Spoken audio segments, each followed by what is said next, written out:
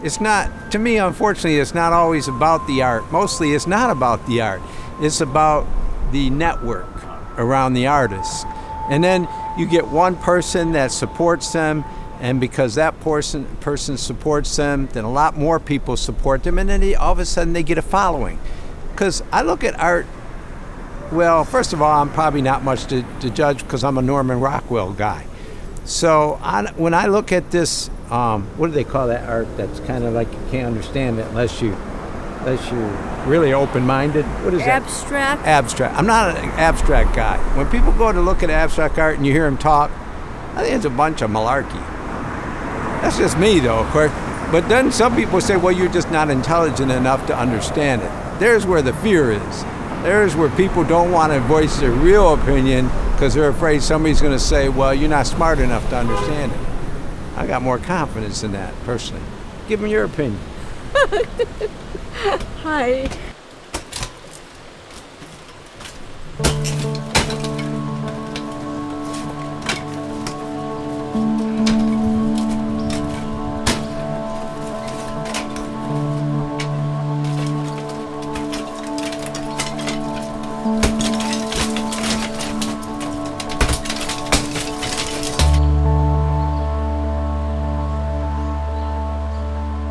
The general public has to have a greater appreciation for contemporary art.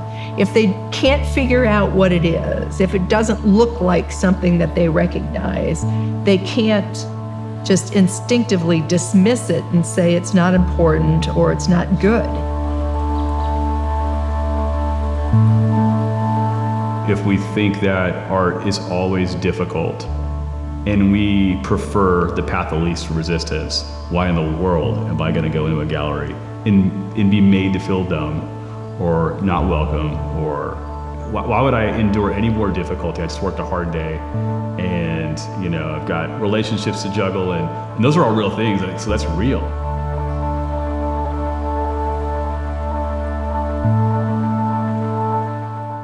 I've always seen artists as people who have a vision and the courage to go and put themselves out there. There's a certain freedom to it that is very attractive. It is a thing that allows them, artists in the world, to do things that help other people see the world maybe in a slightly different way. Whatever that creativity is, like it could be business. Like Tom is creative in how he thinks about his buildings and stuff. Like it's amazing, like his just constantly thinking about different things and how they're going to affect the community and different stuff like that.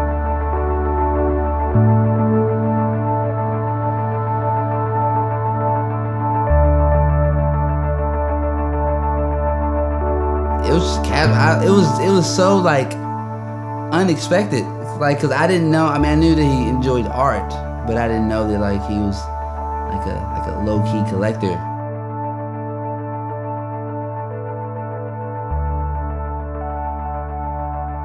I don't even think he sees it as like I'm a collector. I think he just loves art and he just seizing the day on these beautiful opportunities.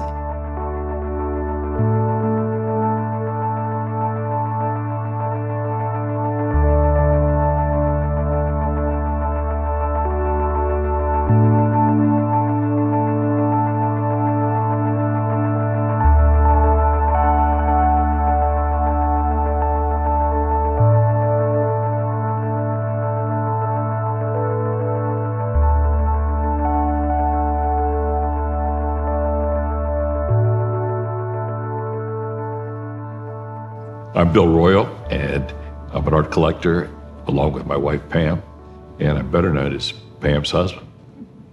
And I'm Pam Royal, and with Bill, this is our art space, place where we love to be ourselves and also a place that we love to share with others, particularly young people that are interested in art. And we make a point not to call it a gallery or a museum. There are folks that run for-profit galleries and non-profit galleries all over town where you can buy art. Nothing here is for sale. It's part of our personal collection, and we like to think it's best used to support the arts community and our students in the community. When we first opened this, some people would walk in and they'd go, wow, this isn't Richmond, this is New York City, this is Chelsea. And my response to them is, no, it's not New York. This is Richmond today. Richmond, this is just part of what's going on in the arts community, the exciting things that are going on in our city today. We've been fortunate to have opportunities to actually cultivate art collection as something that anybody can do. And what I love is that Bill is almost innately a collector, and it didn't begin with art per se, but he has established a lot of collections because of his intense interest in things.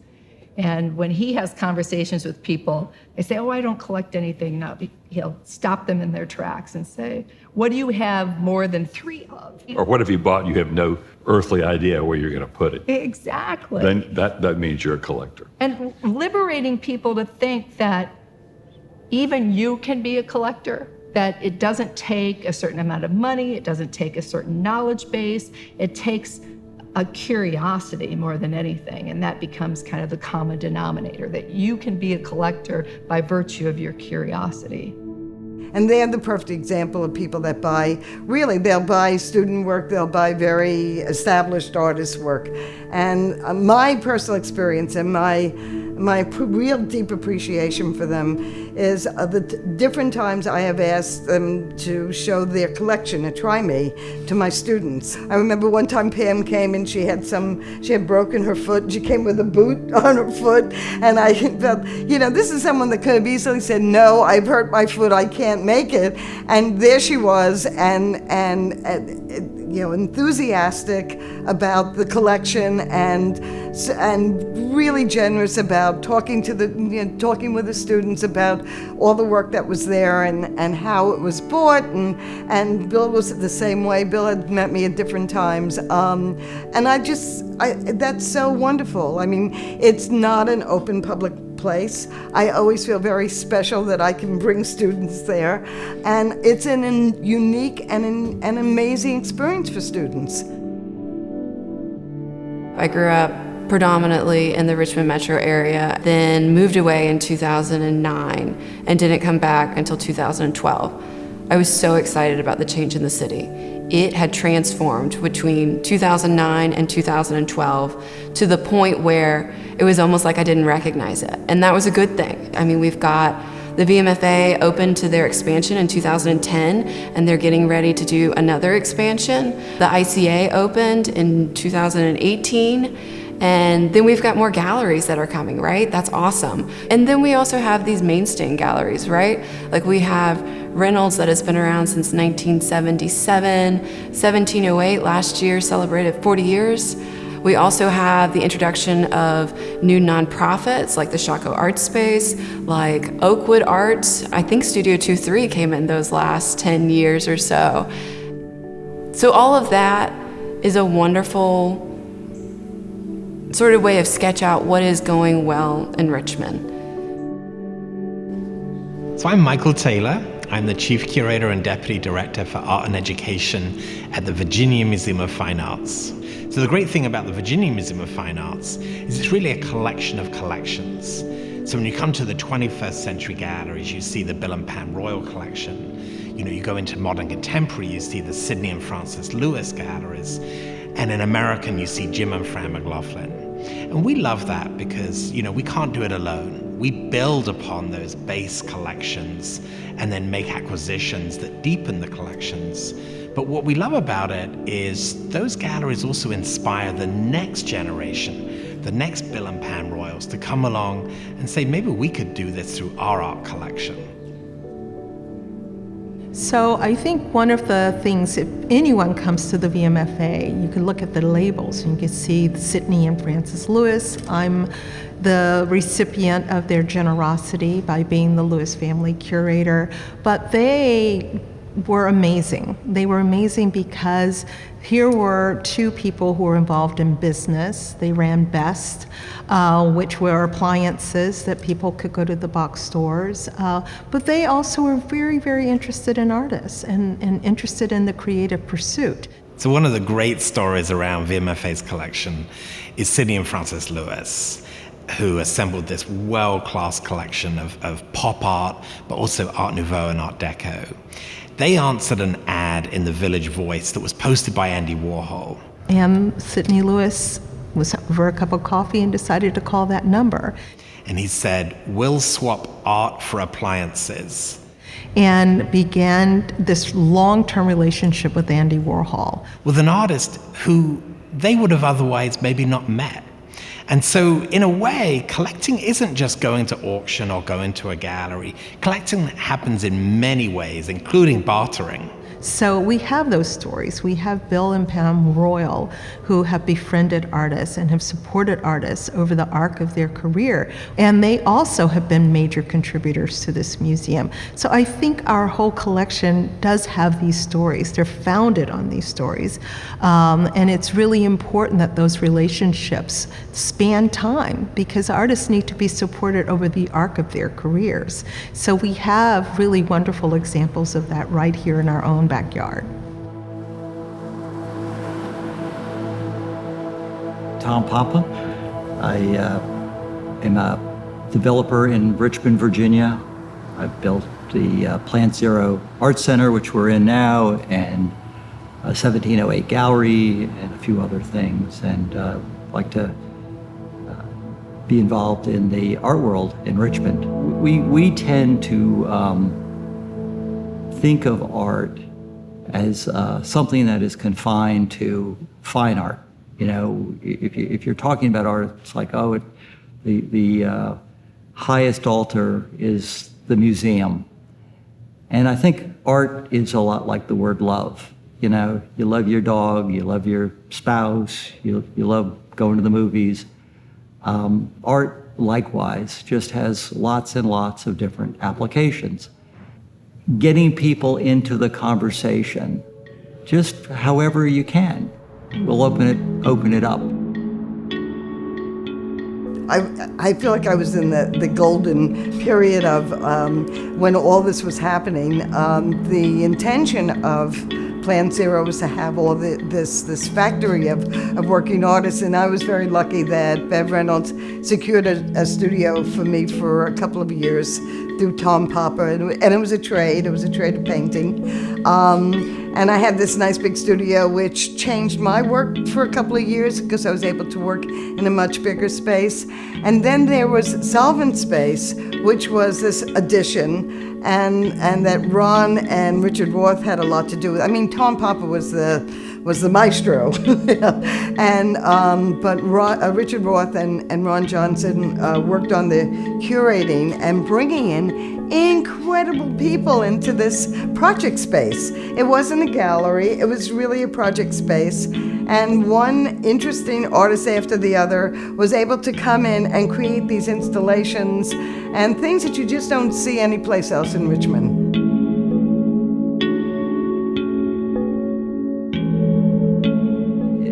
Don was I met Don years ago. He grew up in Oregon Hill, and he was doing basically carpentry work and anything else that he was looking for work. He did some of the work here, did a fair amount of the framing.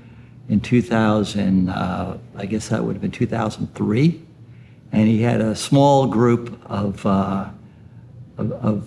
guys that he would work with, and they were, just rough as corn cobs.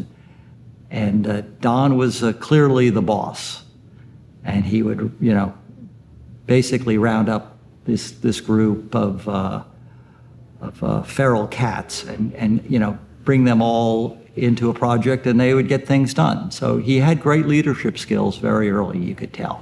I can show you my warehouse. My storage unit is actually right over here.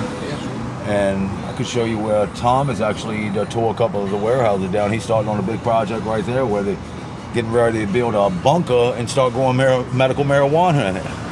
10 people in the state gets licensed. Who gets one of them? He does. I smoke cigarettes, unfortunately, and I hate that. I've actually done well with it today, though. I've only smoked 6. By now, usually I smoke 3/4 of a pack. That's where my storage is right there right now. Okay. you got in there? Oh, just, you want to take a look at it? Sure. Junk, windows, and just tools and ladders. But see, this is what it's looked like since I moved my storage from down there to here. I never had a chance to get in here and organize it. But like half of this stuff right here is tools, and I don't even ever use any of them. What do you get them for? I probably used them one time. I'm sure, I bought them to use, but you use them once or twice, and that's where they end up. I actually bought these windows. Bought them for a bank job that I was installing windows, and me and the company that I buy my windows from had a different measurements. So I had to eat $2,000 worth of windows here. Bought these windows off the street for, the Pella windows, and I got such a great deal on them. I couldn't pass it up. I had to buy them. And of course, this is where they've been sitting ever since I bought them. Kind of storage. I'm sorry? What you got up there? They're not no paint. They're just some stuff that I got out of an apartment, as a matter of fact. And I figured somebody could use it one day if they would, just moving into a spot or something. Is that canvases? They're not. Oh, okay. They're just some prints. They're not that bad though. It's just something cheap. Hi, I'm Don Childress. Lived in Richmond my whole life, 53 years. Born and raised in this neighborhood, Organ Hill. Lived here until I was probably about 20 years old. Moved to Chesterfield. Ended up getting married and have a couple kids. Stayed married for 8 years, divorced. My ex-wife's cousin was a builder, and me and him actually went into business for about 2 years. We started building Jim Walter homes. There used to be a place out on Midlothian Turnpike, and they had models of homes on the lot right there. You just go up and pick your house. I want this house built on my land. So, but the way it worked though is you could go in and we could frame the house. We could do the house from top to bottom. They had the opportunity to do whatever they wanted to do in the process of building the house. Like if they wanted to hang their own sheetrock, if they wanted to do their own electrical, that would not cost them. So that was something interesting about those homes that I kind of liked doing. Hey, I'm Troy Floyd. I was born and raised on Organ Hill.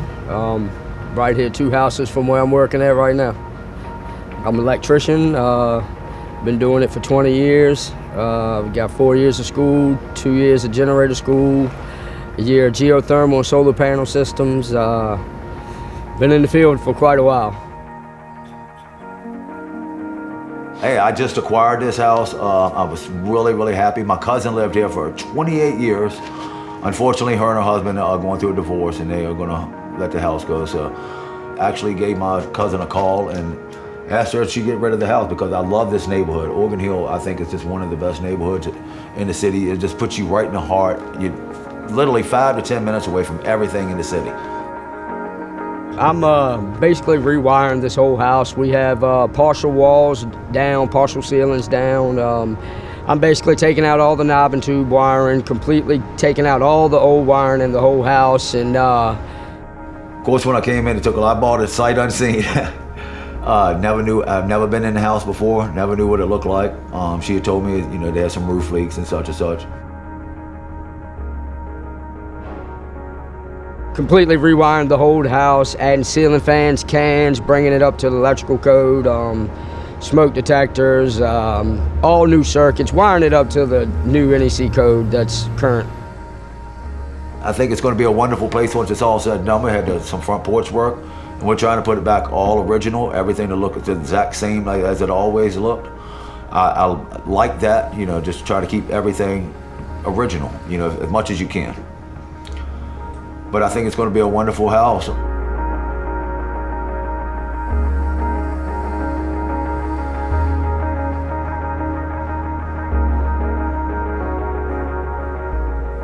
He did not want to be associated with something that wasn't done correctly.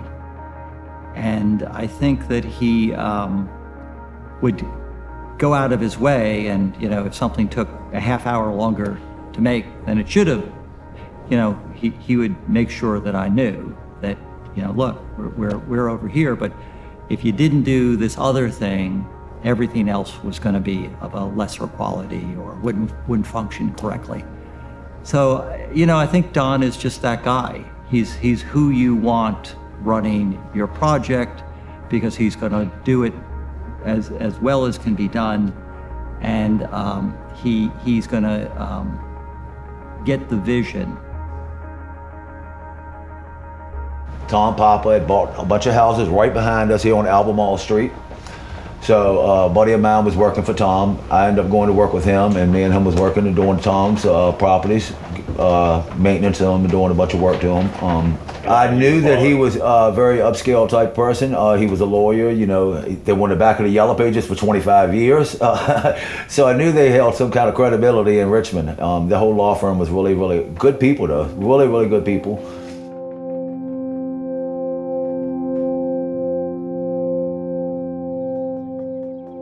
He has an ability to see a space, and he would, from time to time, come to me and look at the plans, and he would say, "Tom, why are we doing it this way? Why don't we just do it some other way?" And very often, it was a really good idea, and it just told me that he can see in 3 dimensions, which is one of the great skill sets, as you know, of an artist. And then we got 1708 Art Gallery right across from his office, when we done the rehab on that and turned the gallery into some apartments upstairs. And that's when he acquired Plant Zero. And that was a major job. You know, it's 1 city block by 1 city block wide, you know, 1, 1, 1, all the way around. But I'm still working in Richmond and still doing basically the same thing. I've acquired a few properties of my own, a lot smaller version scale of Tom, but I'm doing okay. I love what I do. No. How much more have I got to do? Am I coming through one joist? You'll have to come this way about 2 inches. This way? No, my way. To get what, through one single? Well, I can't go no more this way. I'm not tight that way. My man, the waistline is more. Am I still right through both of them? The waistline is more. Oh, Carter. Huh? You're on this side of the joist a half inch. No, you want me to step on it. You don't weigh nothing. You don't weigh enough. Okay.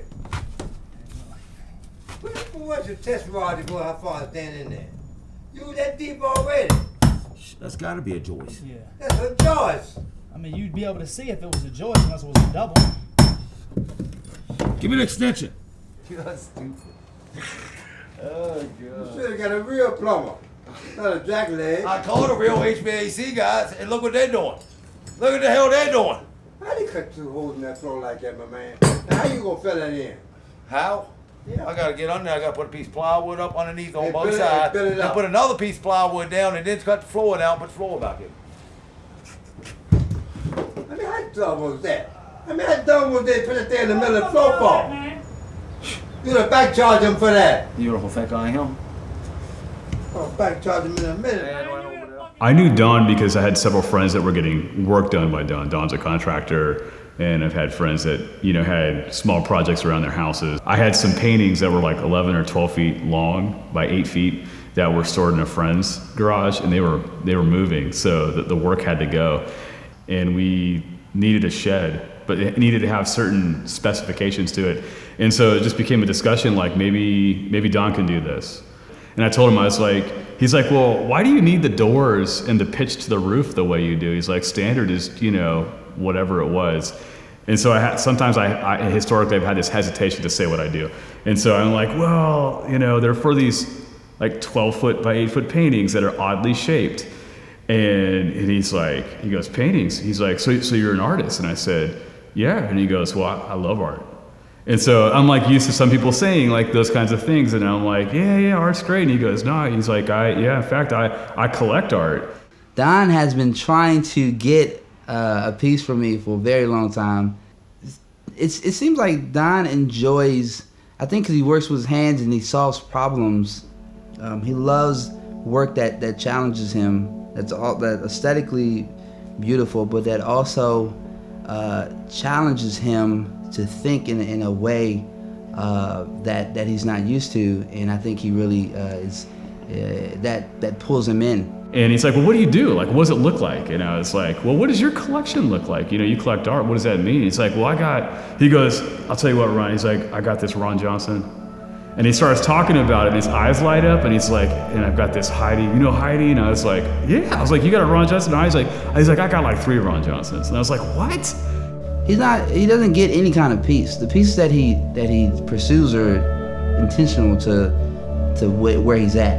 And so I think he has a keen eye too. So I think he gravitates towards pieces that are not an easy in, easy out. And he starts telling me this name of this collection, and then he's like, I'm trying to get me a Richard Roth. And my brain just exploded because I'm friends with all these people, and I teach at VCU, and I know Richard, and I love Richard's work, and so I'm like, well, this guy. I was like, you know what, man, you may actually really be interested in my work. Nobody's collection's ever complete without a Richard Roth. I mean, that's a true story. It's always fun for me to like, when Don comes over, like he's done work in my house before, like, which is awesome because he's awesome at it. But then like to have him in this, like in the space and like going in my studio and talking about my work, that to me is the fun part.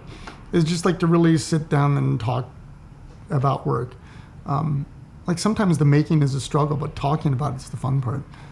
And I used to live in one of Tom's places, and so I met him that way, and just always got along with the dude. Like I used to work construction too, so like I think we initially started talking about that. Then like finding out how interested in how much he loves art, like it, and I always loved having him in the studio and stuff. He's known for a long time like how my work comes together, like that I drive out west and take lots of photos. So he's actually recommended a couple places to go out west. I think it's fun because I think for me and him in that relationship, even though my work is abstract, it comes from landscape. And so this idea that he can now kind of understand what I'm seeing, like that maybe not everybody does understand. And so like that to me, what is super connected in our relationship is like his kind of understanding through our discussions of like what I'm doing.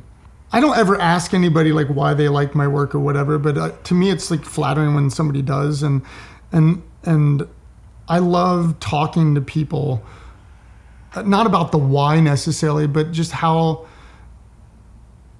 they engage with it or something. I think he once told me like something, one of the paintings he'd collected, he just really like would look at it every day or something, and like he just said he'd find something new in it every day. And like that to me is like that just means a lot, like that somebody actually pays enough attention to my craziness in my studio that actually goes out in the world and he looks at it every day or something and it does something. It's like, I paint one painting at a time, so each painting for me is like an intimate experience in some ways. It's a relationship, and I kid around saying I also used to date one guy at a time too. Even if I'm on to a body of work or exploring an idea, I think each painting is a very different experience. And then off it goes, it'll go off to Reynolds, and then someone will come up to me and say, oh, I have this painting, and I think they share it, and they share it in a very different way. And they experience it in a very different way. And I'm always very delighted to hear that they are still experiencing it and they are still seeing the painting. The different types of jobs I've had have always been very like functional and useful type of makers products.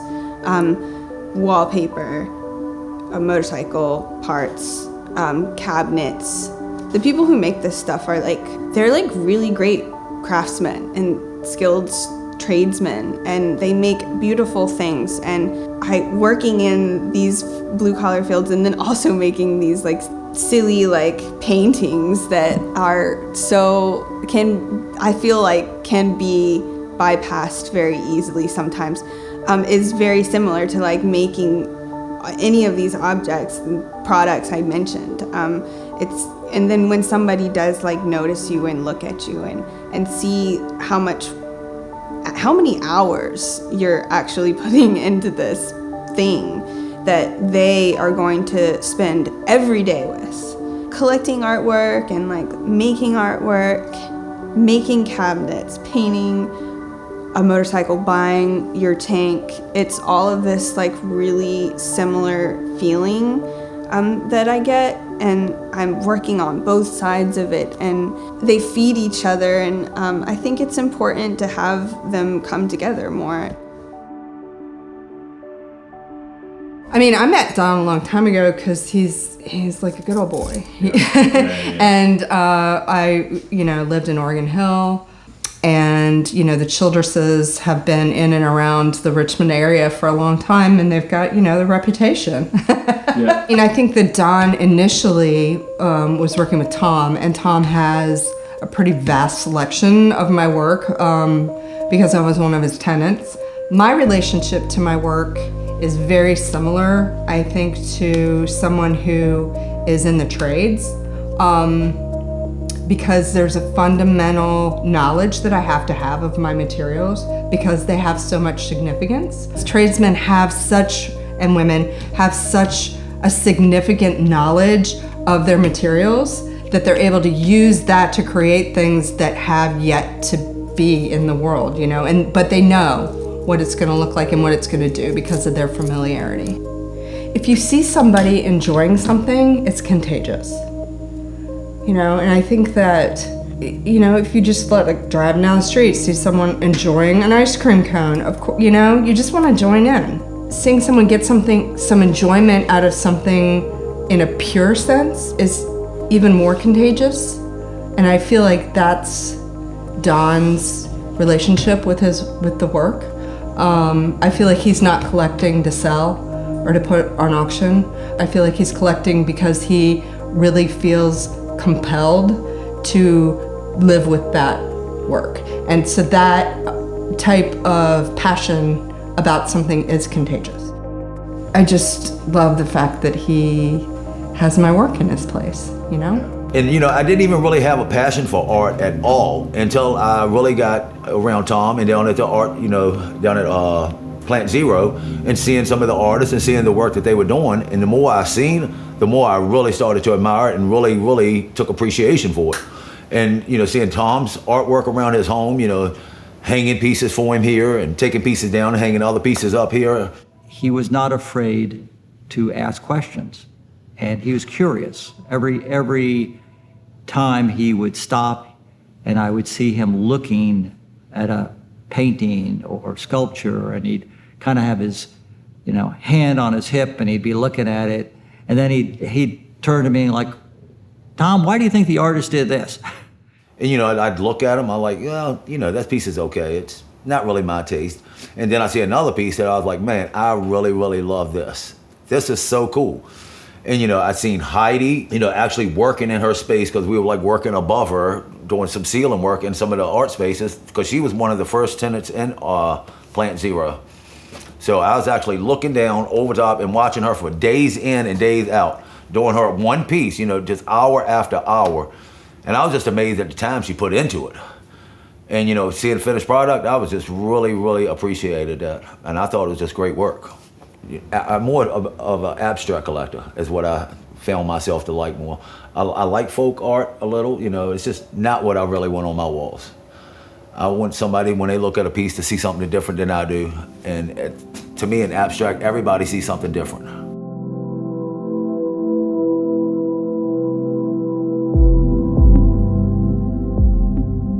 I actually acquired that piece from Tom Papa where I was doing some bathrooms for him over at Decatur Site Works is what they call that place. And I went to Tom's storage and I seen the Francisco Clemente in his storage. Clemente was part of the Italians that came in the 80s and brought back painting. His work brought back drawing. I mean, the most beautiful drawn line and a sensitivity. The Virginia Museum has a fabulous collection of his small pieces that are done on Indian paper, that were done in India. And he did, at one time, I don't know if he still does, work in New York and in Italy and in India. And he would have studios, break my heart, basically all over the world. I said, well, Tom, what can I do to acquire this piece? And, I'm doing these bathrooms. And he's like, well, you can buy it for X amount of dollars, and we can just take it off the price of the bill. So I said, well, let me go home and think about it tonight. And the more I thought about it, and he gave me the magazine where they'd just done a huge write-up about Francisco Clemente. So I went home, read the article, come back the next day. So you know what my answer was.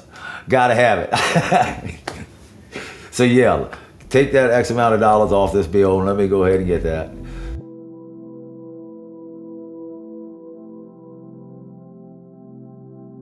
We started negotiating the project, and he goes, I'll get back to you with some numbers, and so we come back, and I was like, he brings the numbers, and it was a little bit more than what we could afford, but fair, and I was like, had this new work that I felt really good about. It was just a new American painter, and my buddy Brian and I were talking with him, and it was like, would you be, we got some money to put towards the build out of the shed and everything in the basement, but would you be interested in maybe a barter? And he was like, his eyes lit up, and he goes, well, what are we talking about? What kind of work? Let me see it. So I show him. It was one of my better paintings at the time, one of my favorite paintings that I've made, and it was profiled in New American Painter. So I showed him the New American Painter, and I was like, for the work, I'll trade you this painting and that, which I've never done before. And so I was nervous. I felt cold, clammy, stressed out, couldn't sleep. I was like, is this a right thing to do? And the joy when he saw the painting, and he just looked at me and he shook my hand. He goes, done deal. He's like, I gotta have this. I've never felt that kind of validation before. You go to art school and it's a lofty conversation, and there's a lot of time spent talking about your audience. And I've had enthusiasm in certain ways, but this was like real world. Like there was real exchange happening. There was like a real value in what he was bringing, in artistry, in exchange for the value and artistry of what I was bringing. And it was like something that I remember afterwards, just sitting in my studio, I looked at my wife, Laura, and I was like, it happened. Like it happened. Like, I was like, this is like something that like, in the old world or something, people bartered work, and I'm like, this is like 2016 or 17 or whatever it was, I was like, is this even real? We talk about wanting our lives changed by art. Well, someone like Don, that actual real experience of bartering gave me confidence to do it again and to not feel ashamed, to actually believe that my work had value. And that has stayed with me, which wouldn't have been there had I not had this experience with Don. And so that's like big. That like free, I don't down my work anymore in front of people. I feel free.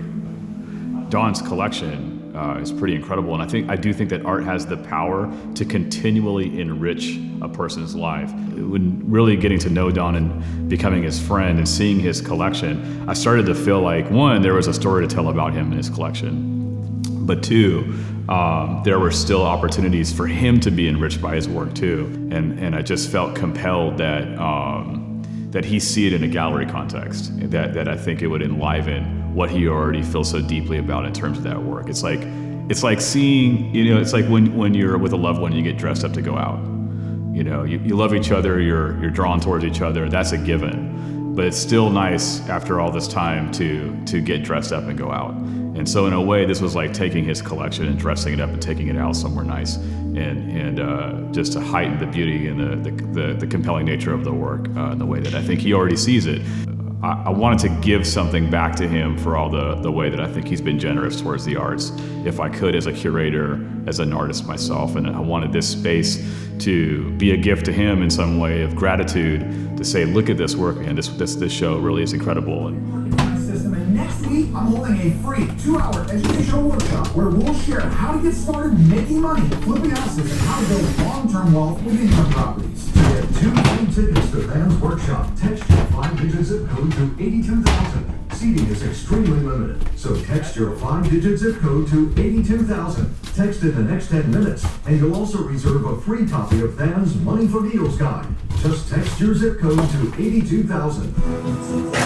See, it looked like they already got the new one ran. I know, that's the old vent. What, did they all go into that? Well, they used to vent off of that, but now they probably vent it off of that.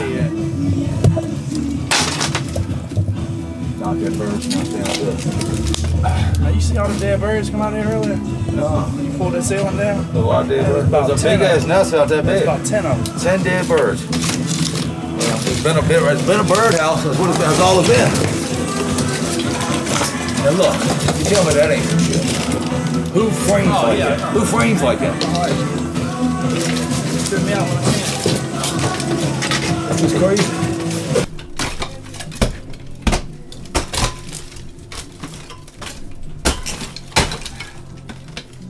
I'm Jacob Simmons. I work for Don Childress. I've been working for him for about 10 years. Known him my whole life, and we do it all.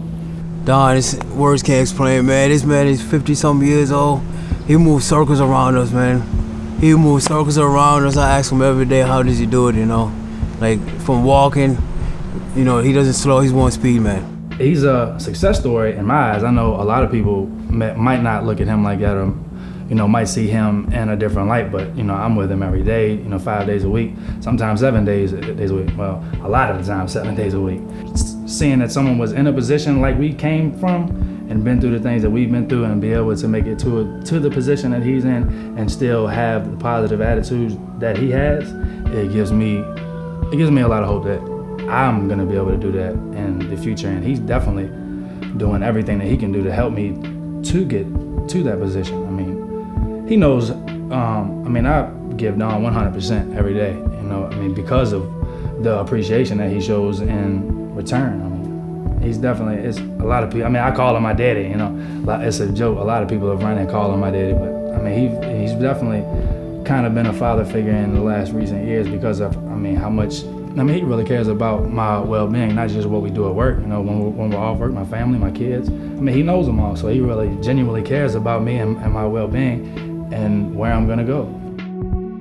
Then when we started going down working for like Tom Papa and seeing like Bill Fisher's work hanging in all the apartments that Tom has, and then going in Tom's condos and, you know, like seeing Ron's work and Heidi's work, and seeing how much he appreciated it. It really, I didn't think that he was into it a lot. As I took art in school when I was coming up, and I've always liked it, but he's definitely introduced me to a whole nother aspect of it.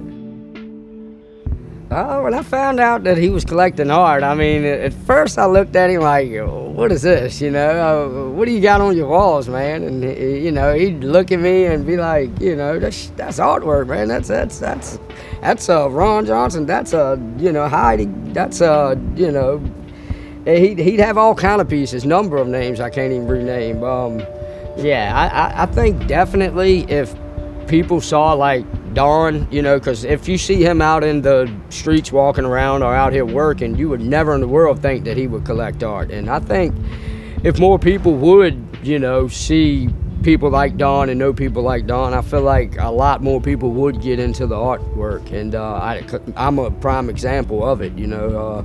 He started showing me his artwork and I kind of got into it.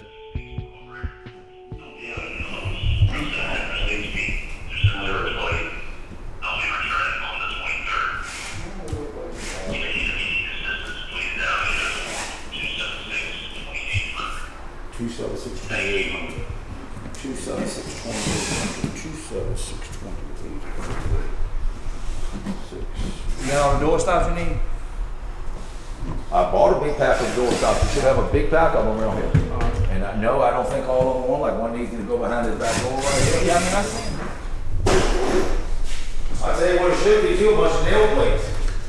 Should be around here somewhere. Look, these are for the mirror upstairs. This kick plate's gotta go on T-board. You know how to do it? Measure off side right here, measure off the side right here, put the kick plate up. Taking these back? Make sure that on this right now. We're just gonna put a board that you got 4 across that. I'm gonna get a dummy, 2 dummies for this. Put 2 dummies on there. I put the 3 entryways for the bedroom. Yep, 3 entryways. I don't think I got a big blue wire nut that uses that stats. Nothing to do. Put big blue wire nuts on there. Probably the wall down at the kitchen was probably the worst thing about the whole house. Because it was literally, where this back roof had leaked so bad, it literally rotted out every board in that wall. You see how I was snapping them out? Remember how it was just snapping off? And the only thing that was holding that wall together was the plaster on it. The whole house was in really, really, really bad shape. I didn't think it was in bad a shape as it really, really was. I mean, I guess that's what happens 30 years in a home, no maintenance. You know, all you're doing is running it down. You're not bringing anything of it back up, and that's what happens. I'm happy with it though. I think it really turned out nicely. Considering it the shape that was in and, you know, not doing a full rehab, everything would have came out. Everything. All the walls, all the plaster, everything. Ceilings, walls, everything. I mean, you do that just so you can run new electrical and everything, which we still got all the new electrical ran though. And you know, you run new sheetrock so the walls look nice and fresh and clean and they don't have little flaws in them like right here. You see that? And they don't have little cracks in it like that. But with the mud work that we've done on them, I mean, I'm happy with it. I think it turned out nicely.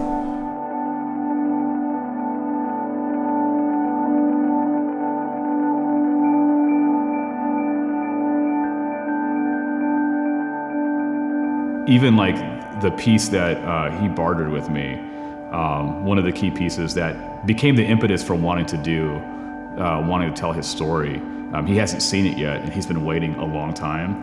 And I've been withholding it because I wanted it to be in this film. So I wanted him to see it for the first time when he comes into the space. So I'm super excited to see his expression. I think he's going to be tickled. I hope he is. I think he's going to be taken by what he sees here. And I hope that waiting for this piece a lot longer than I had planned is worth it. Well, we had an art showing at Chaco Gallery last night of my art. Quite a few people came in. I was really, really surprised to see how many people came in. I didn't think that many people would want to come see my art. And looking at their facial expressions as they were looking at it, and actually hearing some of them as they were leaving and talking, and they were like, well, I really like that piece over there. And the other girl would say, well, I really like that piece over there also. And just to hear some of their comments on it just really, really blew me away. It really made me feel good inside. My girlfriend's father, he had never really seen my collection at all. And, you know, for him to see it, he was just like really, really tickled. He said he really, really enjoyed it. I think he's been to seeing some other art exhibit, but never more like this style of art, more the Norman Rockwell type that he's seen. But he was really, really blown away by seeing some of my art and Frank's art. You know, he was really tickled to death about it and said all good things about both. My name's Miguel Carter Fisher. I am the painter Bill Fisher's son. We are checking out Don's show at Chaco Art Space. Don is doing what I wish more people would do who are interested in collecting art.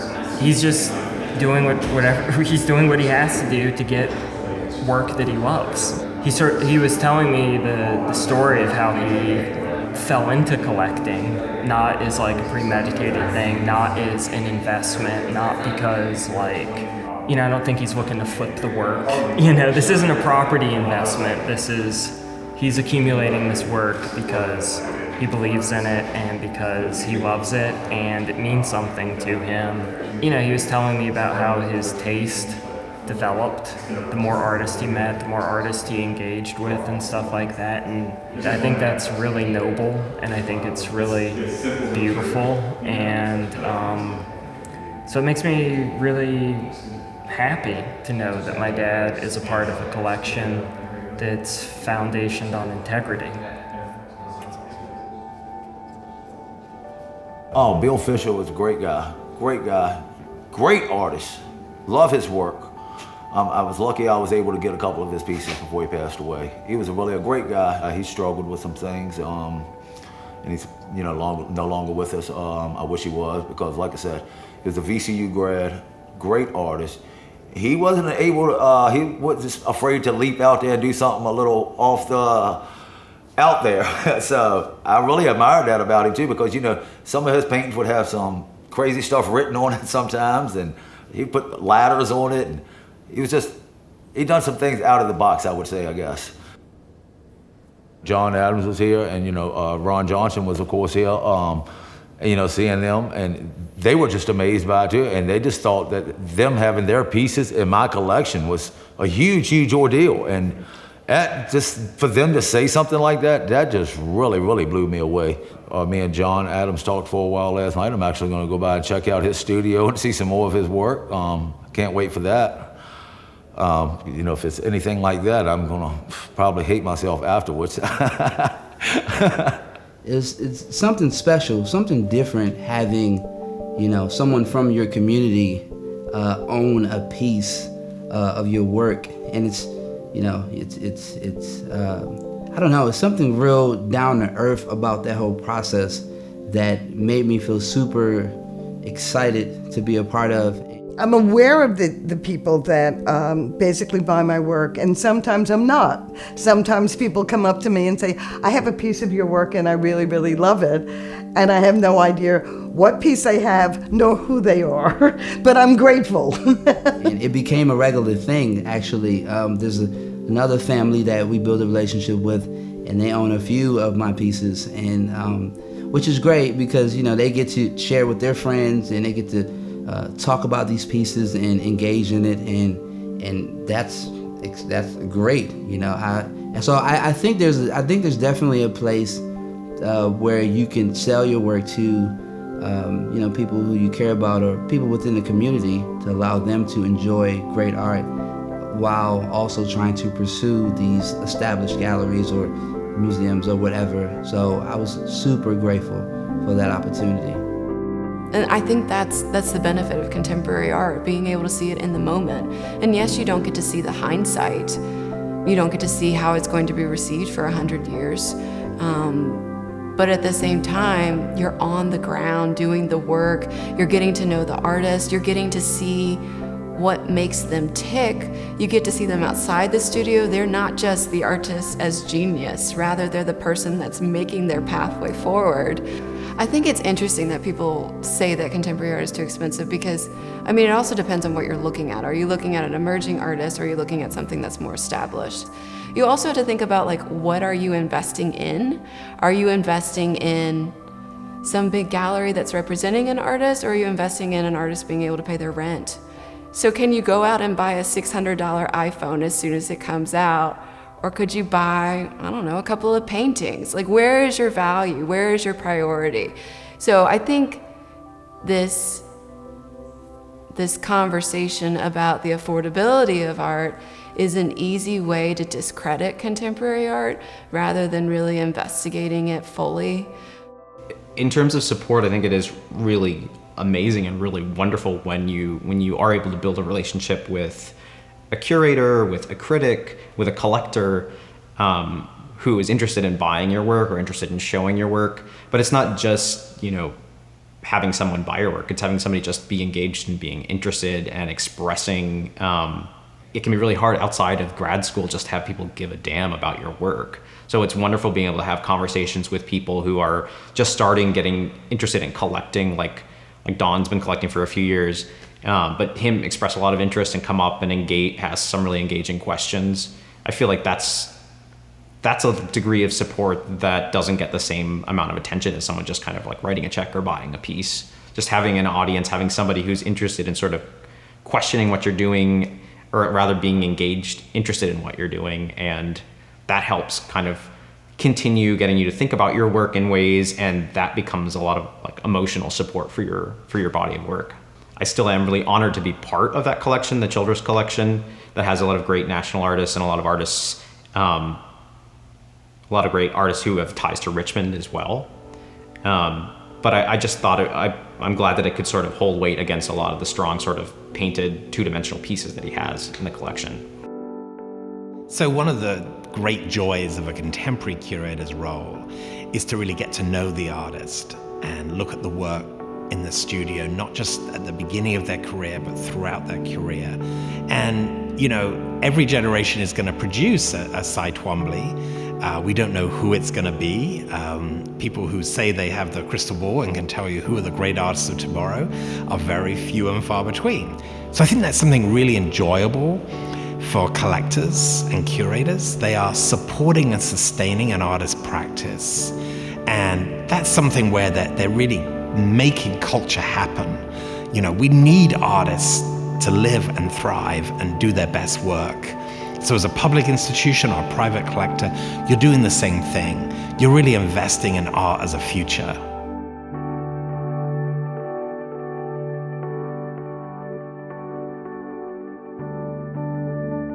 Thank God now, and I really was in the frontier years of people like Adrian Hines and Bev Reynolds and Lorna Wyckoff, Lorna at Style, Adrian at the Arts Council, and Bev at Reynolds, making this a community where people buy art.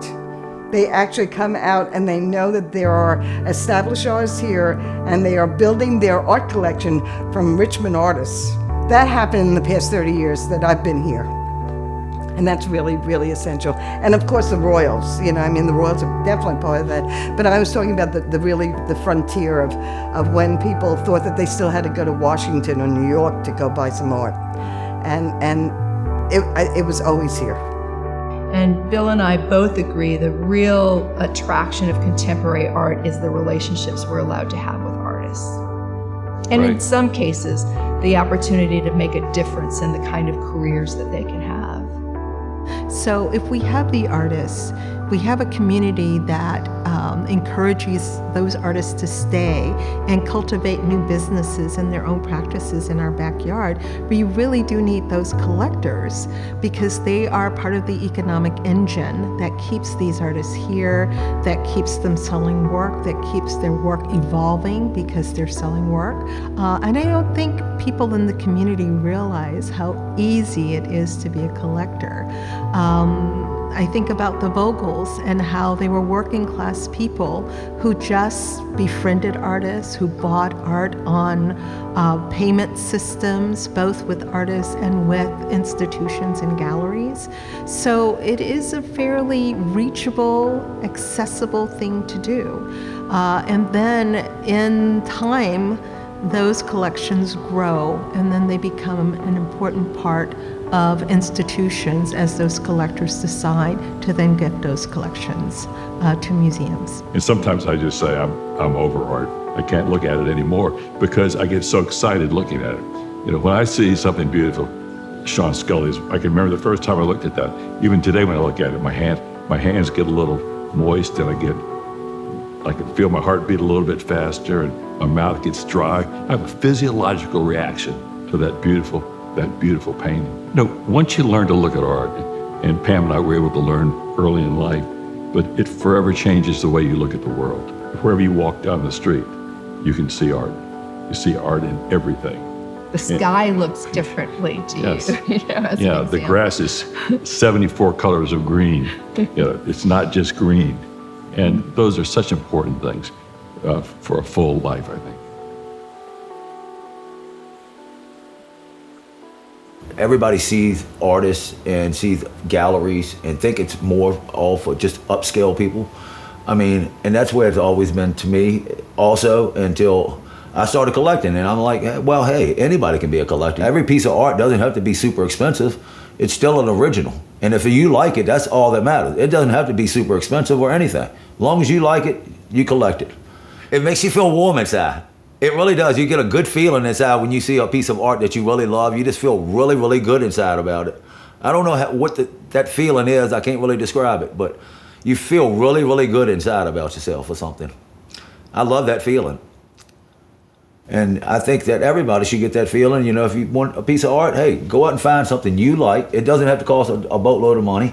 But if you like it, acquire it, and then you're a collector. That's the way I look at it. And I don't think anybody should hold any kind of fear. If you want to go in a gallery, hey, walk in there and take a look.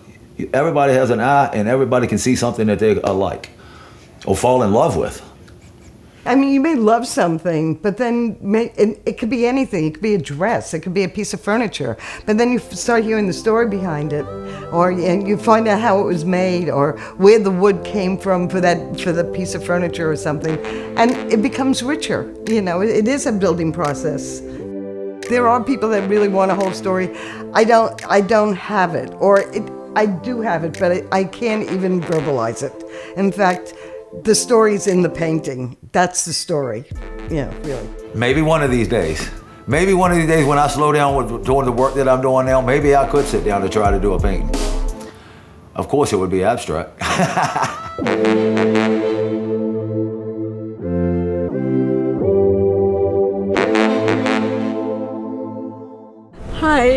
Well, I didn't know that people were reluctant to walk into art galleries. I do it all the time. I make art, I give it away. We buy people's art that is different from my art, because I paint kind of realistically, well, very realistically. But we buy stained glass, we buy wooden sculptures. To me, art is always telling a story. It's a mixture of somebody's mind and heart. And I think the more we celebrate the differences, the better the world will be. How'd you get that injury? Oh, I got busted in the head with the drill. Yeah, what was so crazy about it, it hit me one time lightly, and I put my face right back in the same spot so it hit me harder. But I thought it was gonna beat me, but I still got it drilled out.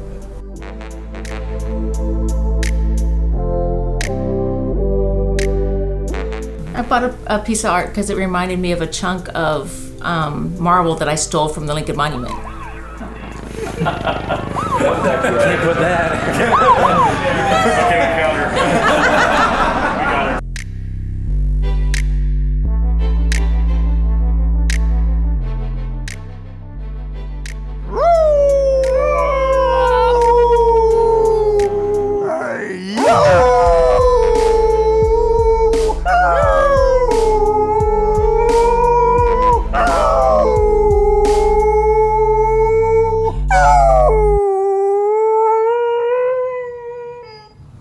Always trying to hog the spotlight.